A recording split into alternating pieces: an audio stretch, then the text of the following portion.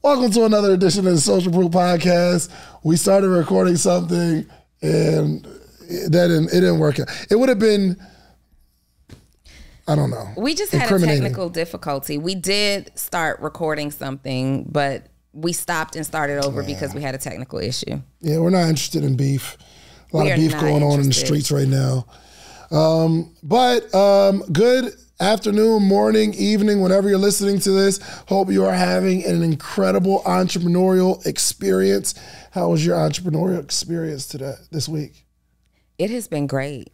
My entrepreneurial experience has been great. So one of the things that I pray for every single day is that my clients see the value in the service that I provide to them.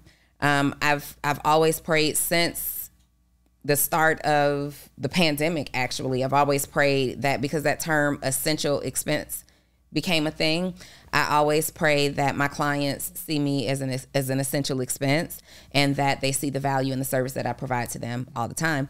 And so yesterday I had a client who was going through a major issue, and something that they had been dealing with since last week that I was unaware of because the weekend kind of came in play. And I checked in with that client and they expressed the issue and I was able to help them solve the problem in like 7 minutes flat. And so I received a message from that client like, Donni, you are really, really, really my fairy business mother kind of deal. And that just kind of made me feel really good, because the beautiful thing about the business that I'm in and coaching and things like that is like entrepreneurs who are usually sitting in an experience, good or bad, it's a first time thing for them. Yeah. But when you have a coach like me or yourself, we've seen this before. Like we've seen it, or if we haven't, we know who to go to ask for the solution. Yeah. And in that case, it was a matter of me being able to tap into my network and saying, oh, I know exactly who can come and partner with us and get this answer. Good. Love it. How was your entrepreneurial experience this week? It was good. So we had, I don't normally do like one-on-one clients like that, but we took a few from the morning meetup, and I'm really, really enjoying this, man. To be able to like know you can help somebody, like you can help them for sure. And a lot of times we are all just in our own head, and we can see from a coach's perspective, you're just in your head. You've created some barriers that don't even exist, or we got to be these directional bumpers to where they're going a little too far left, and you're like, come on, hey, you're doing it again. You ever tell your clients, you're doing it again? You're doing it again, absolutely. Yeah. Are we back to this? That's how do we get back here? Are we back to this? Yes. Like, I will remind my clients, like, do you know how far you've come since just the day that you've hired me? Yeah. Like, you know what it looked like then. Here we are now. Are we going back to that? You want to go back to those humble beginnings? Bruh. Let me tell you another realization I had. I want to get paid as a speaker, but to facilitate conversations. I love that. That's dreamy, actually. That's lit. Where it comes from. So obviously we built out our speaker's website, and first off, you can go to davidneversleeps.com and you could put in an inquiry to book me to speak. But we're putting this together to speak. But then I started talking to MG the mortgage guy, shouts out to MG. And we somehow get on this conversation of Terrence J. And he's like, yo, Terrence is getting to this bag. And I said, really? I had no idea. I assume you're doing well, but MG's like, no, on a whole nother level. He hosts stuff. Say that word one more time. He hosts stuff. No, it's not a hostess. That'd be too many letters. He hosts stuff. He hosts stuff? Yeah. Just say it one more. I want you to get to the point. What's wrong? That's the word. That's the word. Hosts. Hosts? I didn't say What's a word that ends with ST that you will use it as a plural? The problem is you're going from a word that ends with an STS to an ST. He boasts. Boasts. You got to the S is just 2 times. He boasts. So when you said hosts. That was definitely a 3. Am I saying it wrong? You're saying hosts. Because it's STS. Hosts.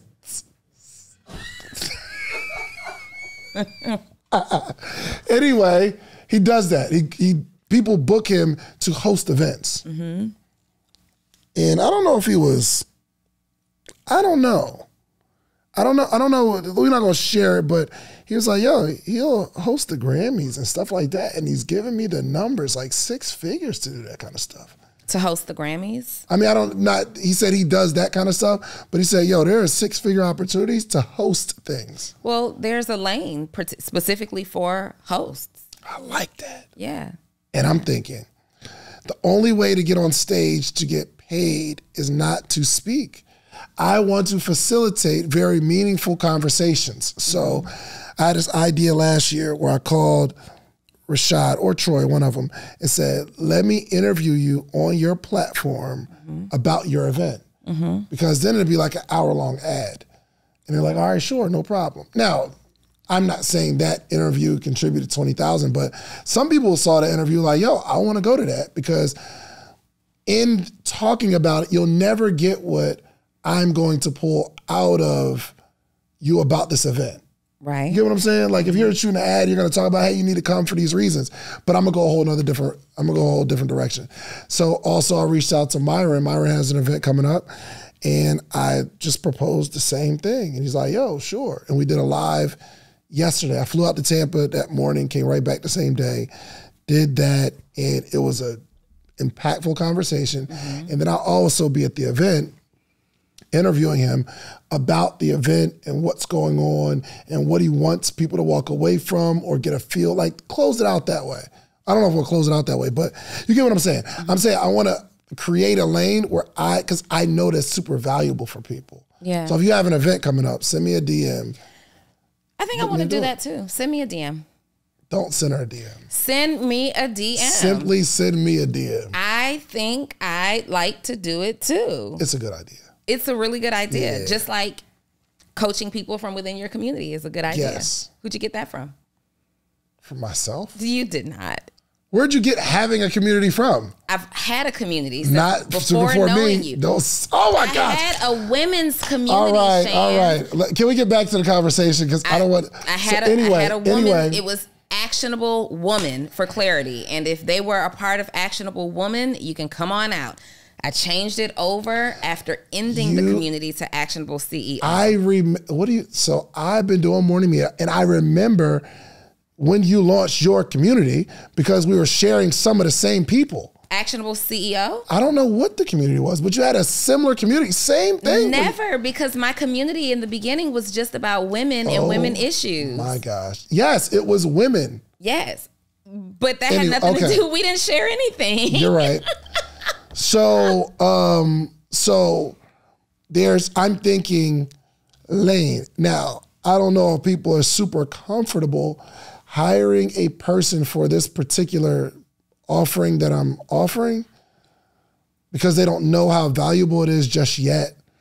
But I like the fact that I'm having this idea to pioneer something, to carve my own lane in, because interviewing is an art. It's not just asking a bunch of questions. It's art. How are you charging? How much are you charging for this? They have to send me a DM. They got to go to davidneversleeps.com. That's where the inquiry is, right? davidneversleeps.com. You can send an inquiry, and we'll talk about it. It depends. What's your range, though? It depends. On? I don't know. I don't want to say it right now. Because you're going to be like, let's say, for instance, I have 15,000. Donnie's like, yo, 13.5.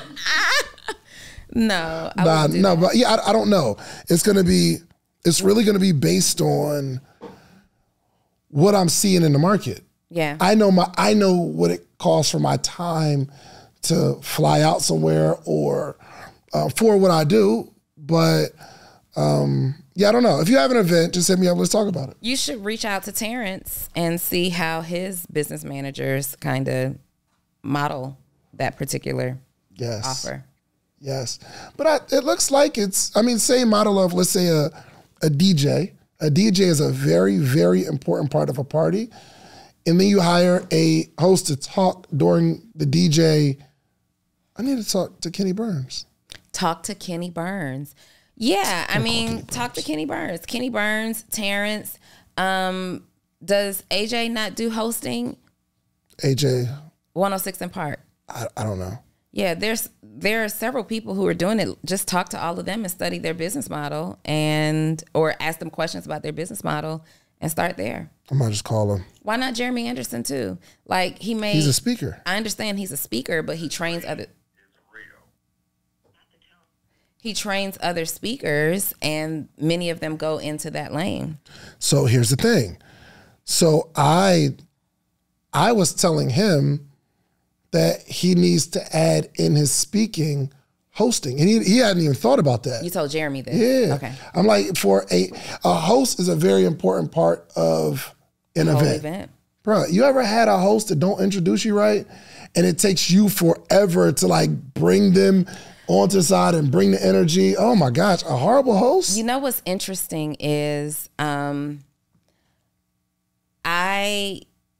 been a speaker for longer than I can remember, but somehow I kind of moved into this hosting stage of phase at one point. And it may have started because of the Social Proof live event in 2019, where I hosted that event. And from there, I believe it was that might have been the start of it. I don't know. Or it probably was network marketing. I hosted a lot of stuff in network marketing, but I did the Social Proof live event and hosted. And then people just started booking me to host. And just when I was being the host, I missed being the speaker. It was like, it's cool. You get to come out and you get to introduce people and you get to hype the crowd up and you're really on stage the most. But I really missed just being the speaker, being impactful. And so now we're back at thinking about, I don't necessarily want to host events as my only business model. I really do enjoy teaching on stage. And you can, if you host right, you can also teach while you're hosting, right? The host, I believe, is the most important part of the whole production of the event, because they literally carry the energy in the room. They get people hype for speakers that they've never heard of before, for subject matters that they never heard of before. They keep people in the room during your transition and not leaving the room when there's a speaker coming that they're unfamiliar with. Yep. But I like more the idea of facilitating conversations. Like, think about that, you guys, on a serious note. If you are somebody who, you know that you're going to sell something from stage, you have an offer, you want an event that doesn't feel salesy, you should actually really consider putting an interview, like allowing yourself to be interviewed as talent. And this is also a really great idea for people who, even like yourself, who brings out other talent and you highlight other talent on stage. Sometimes you can kind of get lost. Your talent gets lost, you know, in the programming of it all. And let's just stop and say, no, David, let's interview you.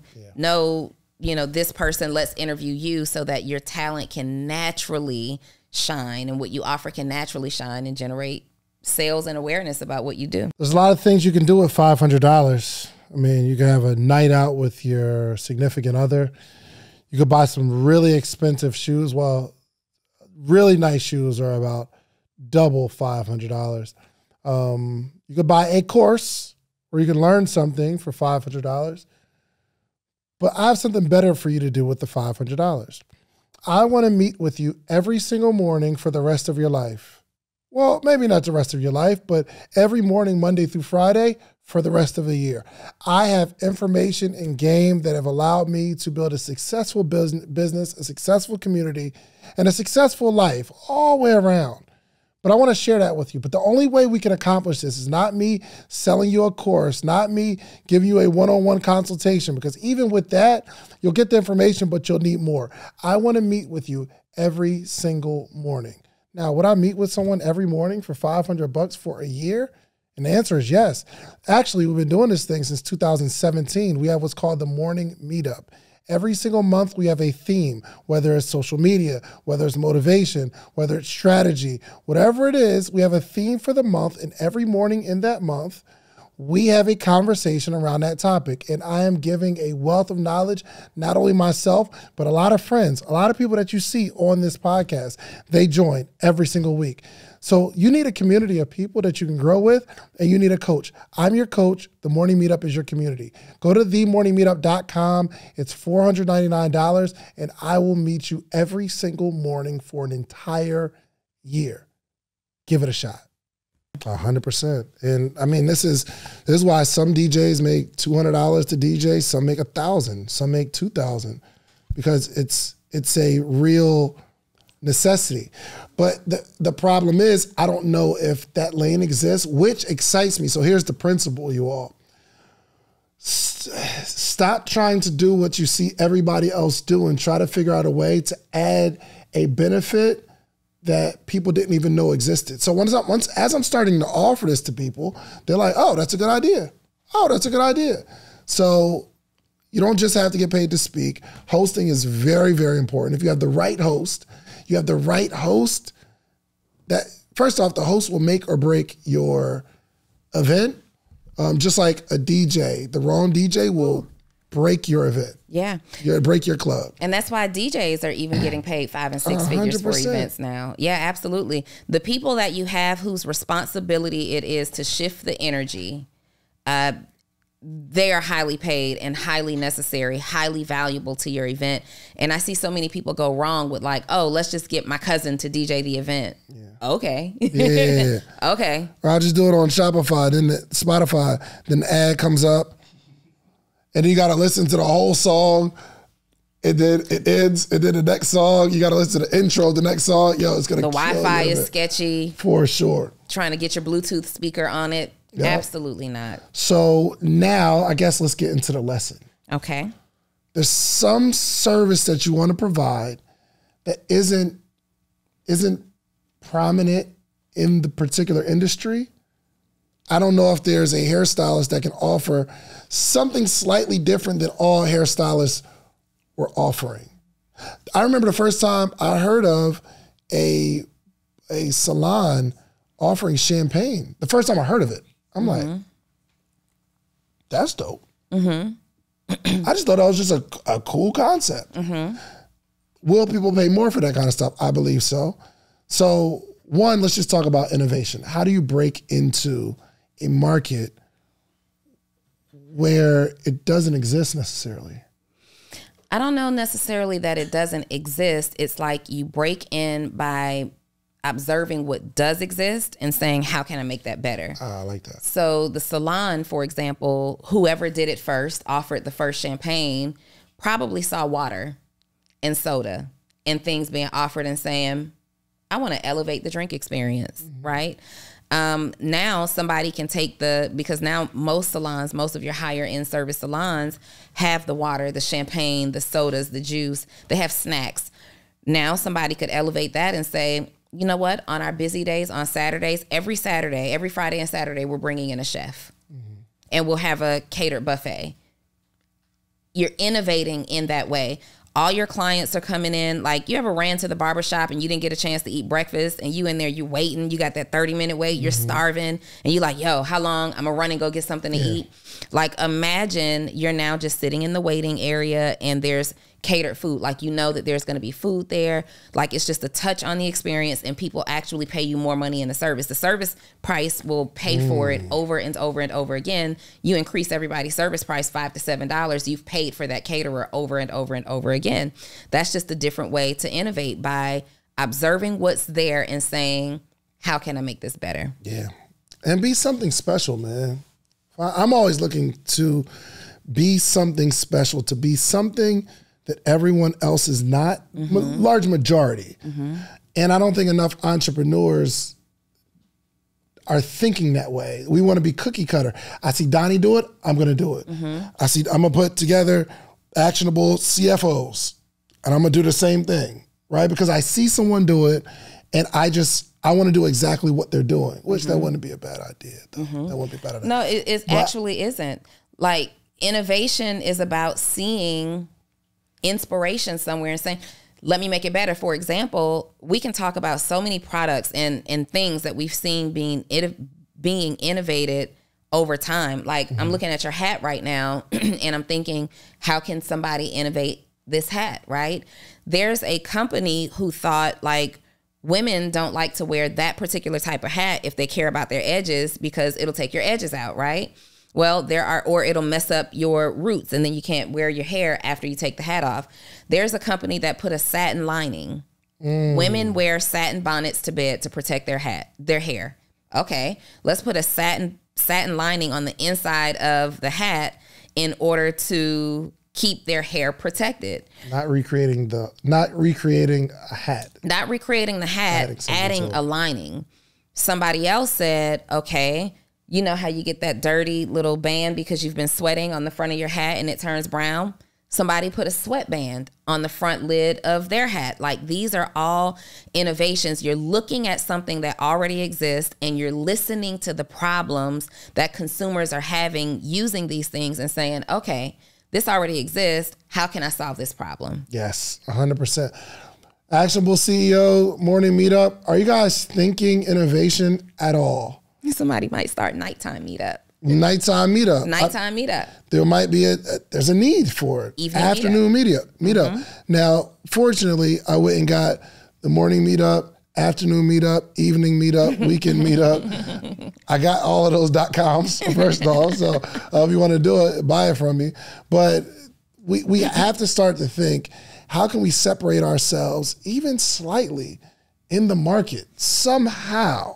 You know what I mean? Like I like the fact that I'm having a conversation with people and they're not making a decision of which speaker to choose from. I'm not competing with Eric Thomas. I'm not competing with Donni. I don't want to compete with you. Like if it's keynote speaker, I speaking or Donni speaking, I don't want to compete with that because you're a really, really, really, really, really good speaker. And my thing that I've obsessed over is my ability to ask questions and think about how I can create a moment in this room. There's not even anybody offering that. I want to offer something that nobody's offering, even with the hot seat. Where else are you going to find it? That's why you'll always find me doing something that other people aren't doing. We were doing conferences forever. We've been doing conferences forever. And you get a bunch of speakers that can teach on different topics about business, entrepreneurship, and they have an experience. And only reason, and if you guys know, 24, 23, 2022, we did Black Equity Con, which people still rave about today. It was an incredible event. However, everyone that I know that's an entrepreneur that has a community does the conference, and what you see is the same faces with a different flyer, with a different color, with a different brand name. It's the same faces. So when we start talking about Podcast Summit, we're thinking, who are experts in this very niche market, and where else are you going to go get this information? Brie, if you wanted to launch a podcast, where would you go? You want to start a conference? Or you want to go to a live event and learn how to podcast, where would you go? There's nothing you can think of to say, oh, well, I can go here or here or here. Or if you want to be an entrepreneur, what conferences would you go to? There's 100. But niche specific, there aren't a whole lot. Nope. There are, and someone would say, oh no, there are conferences for trucking industry and beauty industry and fashion industry. But how about a conference just for the manufacturers? How about a conference just for the seamstresses? Yep. How about a conference just for the drivers to get more information on how to increase their career, take their careers to the next level? Like, these are things that you actually need to be thinking about. How do you become the person who says, let me set that trend in the industry? I love that me and David in real time are both over here like taking notes like, oh yeah, let me let me write this down, because in real time, we're literally thinking of great ideas on our own conversation. Yep. Question is, are you? Come on. Question is, are you? We got it. How to innovate. Here's the conversation. How to innovate. Okay. Let's start with a little list, okay? How to innovate. And I think you said... I think I gave number one. Yeah, you did give number one. Look at an existing concept and ask yourself, look at an existing concept, study the consumer issues around this concept and the consumer feedback around the concept, and ask yourself, how can I make it better? Yep. Number two, I would say, is pick an industry. So, I mean, we know we have to look at an existing concept, but you might see a concept that you can apply to a different industry. So I'm saying, yo, I want to host and facilitate conversations around entrepreneurship for events, things of that nature. Well, somebody may be thinking, I want to be the person that does like that street style interview in the office. So there's a person that works in the office and the higher ups have a problem. They have no idea what the people are thinking. So I can offer the service where I come in to the office and I'm just asking people to have candid conversations about their job. Guess what? There are some people that are itching to talk about the inefficiencies. There are people that are itching to talk about all the stuff that's going on, and maybe they want to be the whistleblower, whatever. But you might be the person that goes into industry, a corporate arena, and say, all right, well, we are going to facilitate maybe conversations in corporate or getting sideline conversations from all the people that are working. You need to figure out what industry that you want to apply a concept that you saw. Everything that we do didn't come from the industry that we're in.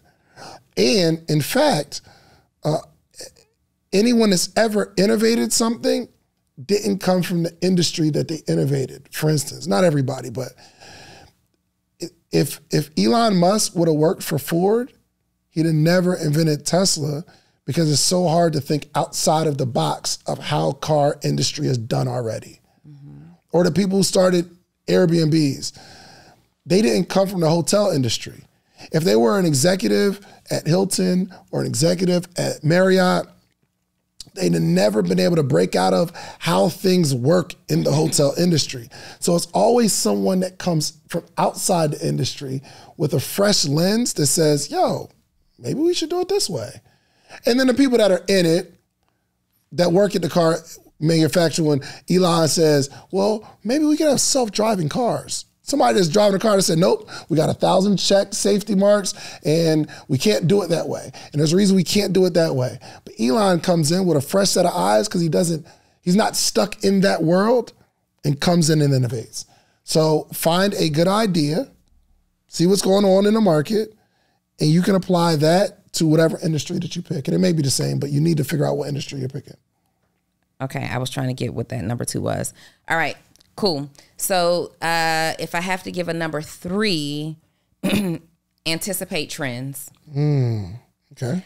Anticipate what trends are happening and how it's affecting a particular industry, a particular product, a particular service.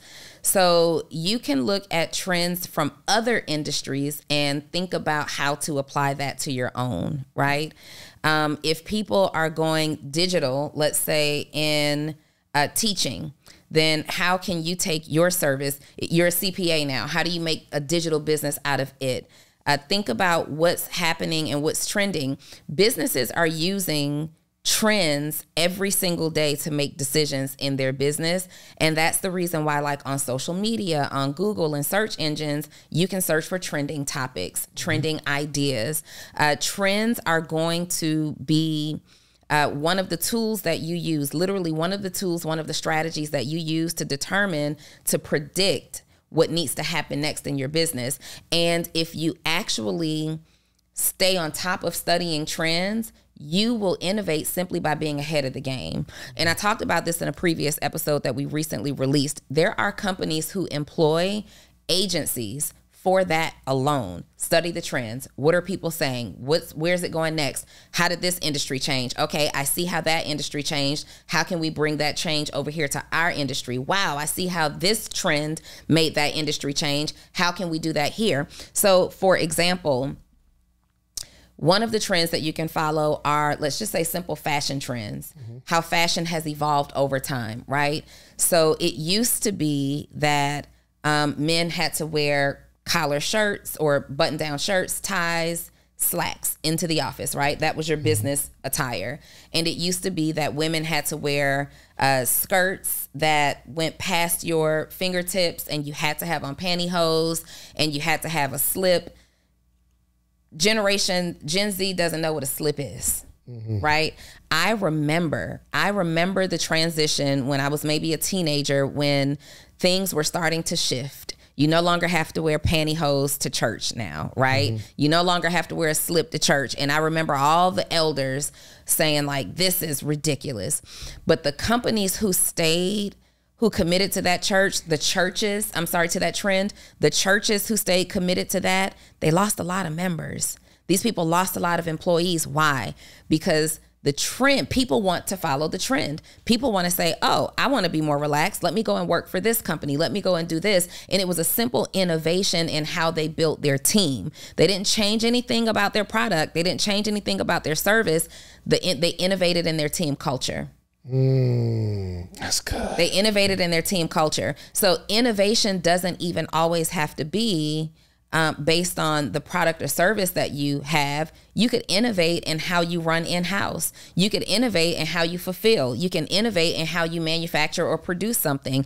A fashion trend completely shifted the workplace. Yep, I love that. Let's go. Number 4, it's important to identify what are you best in the world at and where can you apply it? What is your natural gift? And sometimes it's hard to pair our gift, the thing that we've always been good at or the thing that we're always interested in, and pair it to how we can make some money. But I'm telling you as an encouragement that you can. So an example, let's say somebody is good at being a pimp. What? Okay. What? They can go into sales? No? You don't think so? Pimps would actually make really good sales They make managers. amazing salespeople. Somebody that's always been able to communicate an idea and get people to do stuff. And you don't know why people do what you say, but we can just go into sales and start teaching sales from a unique perspective. If I was a pimp, okay? Oh my gosh. I would go into sales training and sales psychology. I would go into it. How do you influence people? How do you lead people? I mean, it's a weird example, but whatever your gift is, you can apply it to something. Somebody that's always been into fashion, right? Well, have you ever thought about being a date designer? What do you wear on the first date, Kay? You don't know. Kay, it's hard. You be out here dating? I mean, if you were. Bree, what do you wear on the first date? A dress? Yeah. Knee length, thigh length, mini? Look at the pure confusion. A midi? Like 2 inches under the butt? Real quick, when's the last time you've been on a date? We don't know. Deja, what do you wear on a date? Depends on the date. When's the last time you went on a date? Okay. Remember old boy told you, hey, wear this? He told you what to wear? He told me what to wear. Well, yo, some of the think about the anxiety. Somebody who's naturally always got complimented in fashion. Let's find an area where there's a need for that. There is massive confusion over how do I present myself in the way that I want to be presented. So you take the sales call. You take the call. I'm going on a date. This is how I met the person. This is how I want to come off. And they say, well, okay, if this is how you want to come off, you need to wear this because this color represents that. This style represents this. Do you want him to look at you like a snack day one? You want to be looked at as a snack on your first date? Yes? Impressive, right? But some people may say, yo, I don't want to be looked at as a snack. I want this person to see me and hear me. I want this person to hear me. I want this person to get to know me, not because there's something he's attracted to. My goal isn't to be attractive physically. Yeah. I want to be heard. I want to be heard. I want to be understood, but I also want them to be sitting across from me thinking like, I could bite her right now. Well, that's your goal. There is somebody that says, bite her right now. There is somebody that says, I want to get to know the person and not have them looking at my cleavage the whole night. Yeah, you don't have to. You don't have to be looking at cleavage get to what be I'm biteable. saying. Get what I'm saying. It's the smell. Get what I'm saying. There are some people who want to represent different things first date. For sure. I've been on a first date where I wanted them to see my car. This is in college. I have a nice car. I don't even want you to expect that this is going to be that. Mm-hmm. So now I got some plans. I'm going to win eventually in life, but I want this person to like me and then start seeing my growth. That's just in my head. What I'm saying is fashion, because you're just naturally good at fashion, you think there's no way to make money unless you're a fashion designer. And that's not the case. Just find out what you're really, really good at, naturally good at, you're passionate about, and let's find areas of opportunity, maybe outside the box, that you can fit this in there. I love that. That's really, really, really good. Yeah. Sometimes the innovation is just in your own idea, like the way you do things, not necessarily the way the product is demonstrated. Miriam is triggered. Why is she triggered? She says, it's a date, not a business meeting. Those people are controlling. She's triggered. It's a date. Where's that at? An actual CEO. It's a date, not a business meeting. Those people are controlling. Not really. This is how I want to be shaped. So I think no one's ever, and I think most people that go on, let's say on a date, they don't even think about how important what they wear represents what they're trying to say. The outcome. That first date, I've definitely looked across the table and said, yeah, she wanted him. She wanted him. Based on what she wore. Maybe she doesn't know it. I agree. Okay, so we're not going to take the conversation into a dating conversation, but it really does matter. Yeah. And as a dating stylist, you have to understand, like if that's a lane that you choose to go into, I think the first thing that you want to be clear on is what is the outcome that person wants. Some people are going on a date to go all the way. Yeah. Some people are going on a date to start a new relationship. And so you want to be seen in different ways. Anyway, are we done with the pimp situation? Mm-hmm. Okay. I've always admired them though. The way they talk, it's so fluid. Not admire because they're savage human beings. That's fluid? That's what they did. Get on over here. No, not in that way. I'm talking about the pimps on TV, not the real ones. Demonstrate. Like, give me an example. Listen, baby. You follow me, I follow you, we follow us, and we follow the money together. We get the money together. Okay, baby. You know what I'm saying? They're real communicative. Okay. I wrote down my number 5. Okay, number 5 is leverage your network. Leverage your network. And when I say leverage your network, I mean collaborate and diversify. You want to be innovative. Sometimes you are only relying on your own ideas to do something better, to do something bigger. And for most of us, that's just not enough.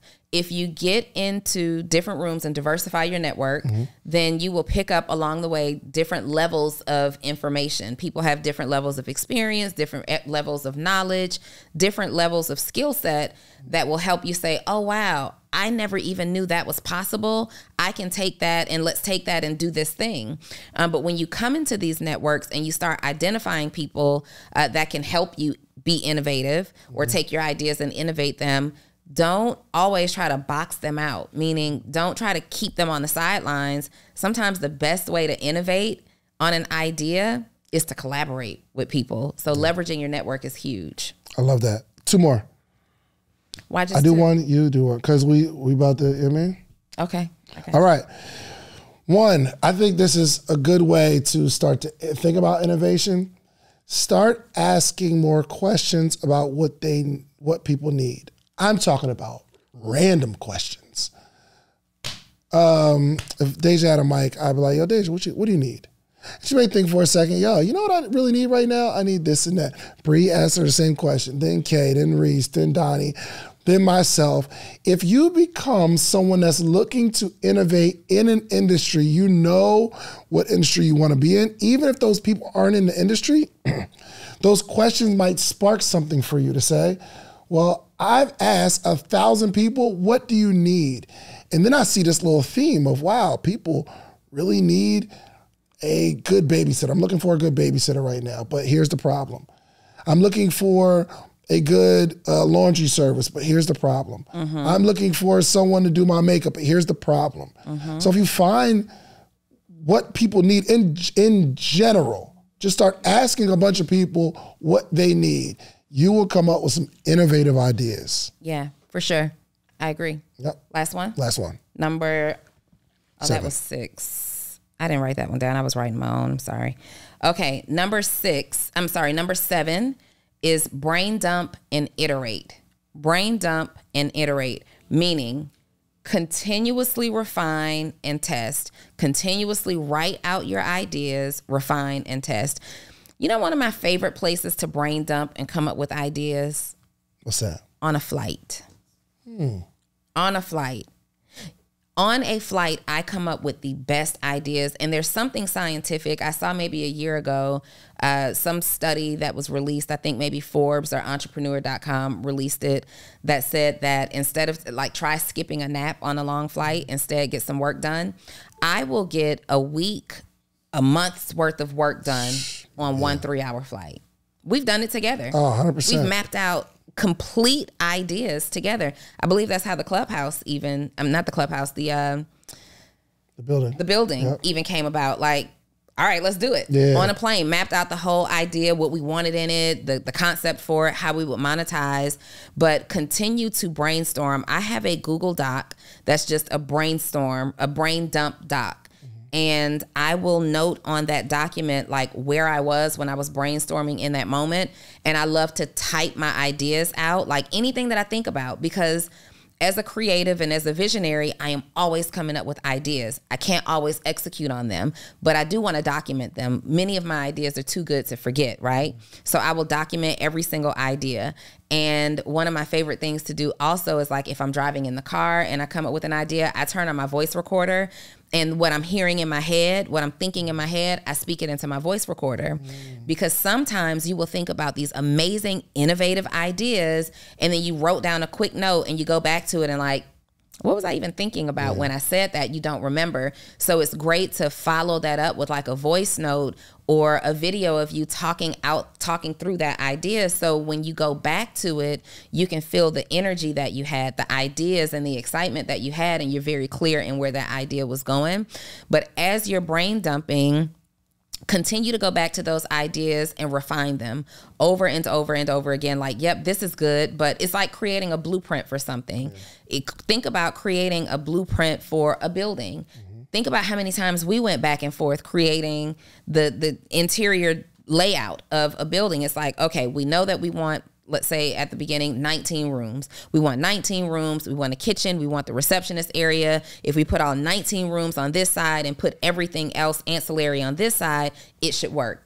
And then you take that to market, to test it out. In our case, take it to an architect to have them put their eyes on it. And they say, nope, that won't work because electricity needs to go here and plumbing actually needs to go over there. So instead of putting all the suites on this side, you need a bathroom back there. So you take that same brain dump, that same idea, you look at it, you make some iterations, some adjustments, and you look at that and you take that back to the architect. And then they're going to say, oh, yep, this is getting closer, but you need another thing. And you keep going back and forth and thinking of ideas, brain dumping it, mapping it out, presenting it to a marketplace, to a test group, to an accountability partner, to family, to friends, whoever. You keep coming up with the idea, you write it out, map it out, make it clear to see, you test it. You get the feedback from it. You take that feedback, you come back in, you make your tweaks. Okay, it's tweaked, you test it. You get the feedback from that, and you keep going. And here's the thing that's most important about all of this. You can continue to innovate on your own idea once you finally get it. Once you finally get that blueprint, that floor plan, that design that you want, you put it out. It's great enough to introduce to the marketplace, to sell, to collect money. The innovation doesn't stop there. Yeah. You will consistently be innovating over time, over and over and over again. As simple as think about courses that you've had before, services that you've had before that you don't do anymore because maybe the information is outdated or it needs to be revised or improved. You take it, you make the adjustments, you put it out there over and over and over again. And that's the beauty of how innovation works. This is good. Listen, y'all, let's start thinking outside the box. What is your offering? How is it different, better? Are you offering anything where people, when you say it, they look in the air and they say, okay. That's always what I'm looking for in my ideas. Mm-hmm. When I say it, you're like, okay. Okay. I like that. I like that. I like that. So let's be innovative, man. Let's start innovating. We love all the support that you guys have been giving us, and we are here to teach entrepreneurship. And here's the thing. I don't know that there's a lot of entrepreneurship shows with a co-host where we just talk about entrepreneurship. I don't know of where we're just talking about entrepreneurship and issues all that impact entrepreneurs. Yeah, all things entrepreneurship. There's not a lot, especially not like two people. There's not a lot. It's a really good show, I think. It's a really good show. Where else do y'all go to learn entrepreneurship? Because that's different than, I think, EYL is more business, investing. Financial education. Yeah, financial literacy. There's not a whole lot. So I like what we're doing. All right, y'all. We love you. Do you love them too? I love you guys. We do. You said we, so I didn't need to say it. We love you is indication that you're saying it for both of us. If you had said, all right, guys, I love you, then asking me if I love them too would have been appropriate. But yes, David and I love you very much. Thank you so much for being here. Thank you for watching. And if you are looking for mentorship, you're like, you know what? I need to be around energy like this all the time. I need to be a part of a community of people who are on the same page. I don't have this in my life right now. I don't have this circle in my life right now where I can go and just be surrounded by other like-minded thinkers or people who are thinking at a higher level than me. Then you need to be a member of the Morning Meetup with David Shands. Go to morningmeetup.com. Or you can also, you can also be a member of Actionable CEO. Don't forget the and/or. With me, actionableceo.com. My advice to you, very first mentorship advice, is to join both these communities, because while we both cover entrepreneurship, while we both service entrepreneurs, they bring very different perspectives on how to approach entrepreneurship. But also not even that, because David and I, if I'm being honest, we have a very similar mindset when it comes to building business. I believe that it collapses the time frame to your success because you're getting two things at the same time. It's like you can buy a business book and try to go and build with that, or you can have a couple of business books in your library, read them both, and be that much better. So it's double the power behind your ideas. Morning Meetup, themorningmeetup.com and actionableceo.com. We'll see you in one of them. Yeah. We know. We'll see y'all this week, right? All right. Peace. If you like the video that you just watched, click this one. You're going to like this one, maybe even more.